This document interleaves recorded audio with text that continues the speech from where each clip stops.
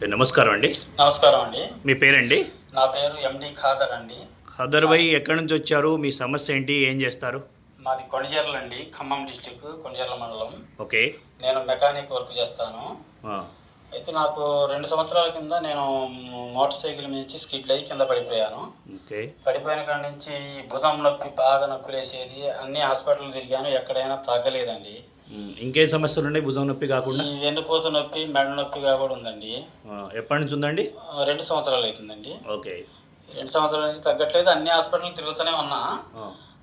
కాకపోతే మా ఫ్రెండ్ ఒక అతను ఇట్లా హిజామా థెరపీ ఇక్కడ మన తుమ్మలగడ్డ మసీద్ దగ్గరలో ఉంటారు డాక్టర్ గారు అని చెప్తే అక్కడికి వచ్చానండి. అక్కడికి వచ్చిన తర్వాత నాకు ట్రీట్మెంట్ చేశారు.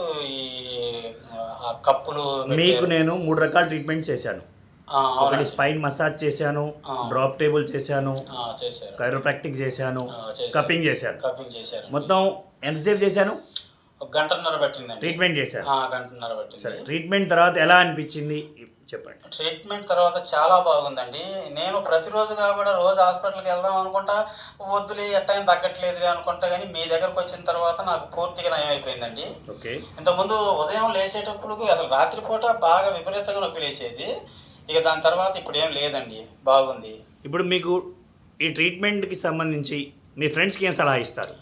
చాలా బాగుందని చెప్పి ఇంకా మా ఫ్రెండ్స్ని వాళ్ళని ప్రోత్సహించి తీసుకొని వచ్చి ఇక్కడ ట్రీట్మెంట్ చేయిద్దాం అనుకుంటా. ఇంకా ఇప్పుడు ఇవాళ నేను జక్కంపూడి రామచంద్రరావు గారిని, రామచంద్రాపురం ఆయనగా కూడా తీసుకొని వచ్చాను.